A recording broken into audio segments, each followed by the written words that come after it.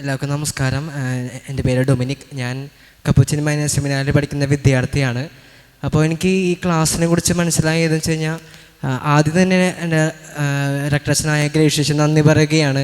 കാരണം ഈ ഒരു ക്ലാസ്സിനെ കുറിച്ചൊരു ഞങ്ങൾക്ക് പറഞ്ഞു തന്നത് ഞങ്ങളുടെ റെക്ടറേഷനാണ്. അതുപോലെ തന്നെ ഇവിടുത്തെ ജോബി എഡിസൺ അച്ഛൻ ഞങ്ങളുടെ കൺഫസറാണ്.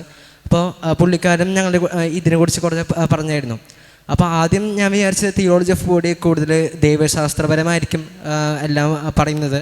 പക്ഷേ അതിലുപരി ഒരു സാധാരണ വ്യക്തിയോട് അല്ലെങ്കിൽ ഈശ്വര വിശ്വാസമില്ലെന്ന് വിചാരിക്കുക, ആ വ്യക്തിയോട് എങ്ങനെ ഒരു കാര്യങ്ങൾ മനസ്സിലാക്കി കൊടുക്കാം. പ്രത്യേകിച്ച് ഇന്നത്തെ ലോകത്തിൽ ഈ ട്രാൻസ്ജെൻഡർ അതുപോലെ കുറേ കാര്യങ്ങൾ അത് വരുന്നുണ്ട്.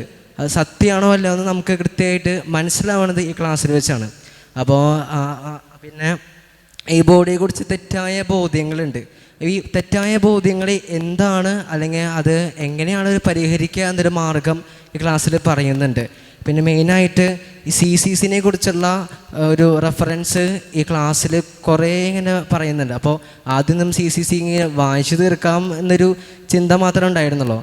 പിന്നെ അത് ഡീപ്പ്ലി മനസ്സിലാക്കിയിട്ട് അതുവഴി നമ്മുടെ ഫെയ്ത്ത് കുറച്ചും കൂടിയും ഡീപ്പണാവാൻ നമുക്ക് സാധിക്കുന്നത് മനസ്സിലായി. ഇപ്പോൾ ചില ചോദ്യങ്ങൾ നമ്മോട് ചോദിക്കുമ്പോൾ അതിൻ്റെ വ്യക്തമായ ഉത്തരങ്ങൾ നമുക്കില്ലെങ്കിലും CCC വഴി നമുക്കത് കൊടുക്കാമെന്നൊക്കെ മനസ്സിലായി.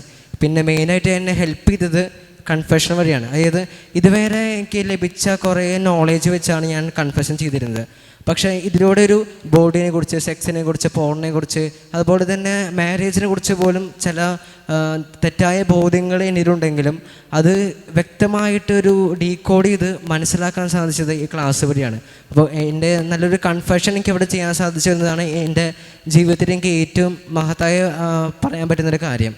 അപ്പോൾ ഇതിനെ സഹായിച്ച ദൈവത്തിനും അതുപോലെ എൻ്റെ കൂടെ വന്ന ബ്രദേഴ്സിനും അതുപോലെ എൻ്റെ റെക്ടറച്ചനും നന്ദി പറയുകയാണ്. Thank you.